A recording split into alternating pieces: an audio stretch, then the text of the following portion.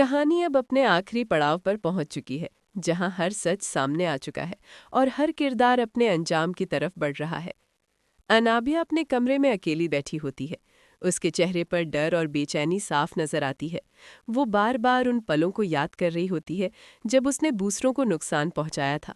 अब उसे एहसास होने लगता है कि उसके हर गलत कदम का नतीजा उसके सामने आ चुका है। दूसरी तरफ शावेज गहरी सोच में डूबा होता है। उसे अपनी गलतियों का एहसास होता है और वो समझ जाता है कि उसने सच्चे रिश्तों की कद्र नहीं की। वो मरियम के पास जाता है और उससे माफ़ी मांगता है। उसकी आवाज़ में सच्चाई होती है और पहली बार वो सच में बदलता हुआ नजर आता है। मरियम उसे देखती है और कुछ देर खामोश रहती है। फिर धीरे से कहती है कि माफ़ी मांगना आसान है, लेकिन भरोसा वापस बनाना मुश्किल होता है। शावीज उसकी बात मानता है और कहता है कि वो अब हर चीज़ सही करना चाहता है। दोनों के बीच एक नई शुरुआत की उम्मीद नजर आती है। अगर आप ऐसे ही ड्रामों की पूरी कहानी देखना चाहते हैं तो दूसरे चैनल का लिंक आपको डिस्क्रिप्शन में मिल जाएगा।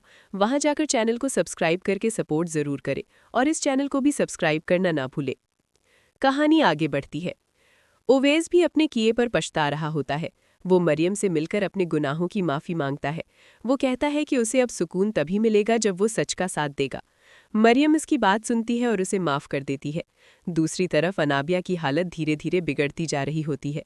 वो अपने ही ख्यालों में खो जाती है और उसे हर तरफ वही लोग नजर आने लगते हैं जिनके साथ उसने बुरा किया था।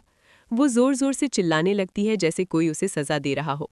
आखिरकार उसे एक मेंटल हॉस्पिटल ले जाया जाता है, जहां वो अपनी ही बनाई हुई दुनिया में कैद हो जाती है। उधर शावेज अपनी जिंदगी को नए सिरे से शुरू करने का फैसला करता है।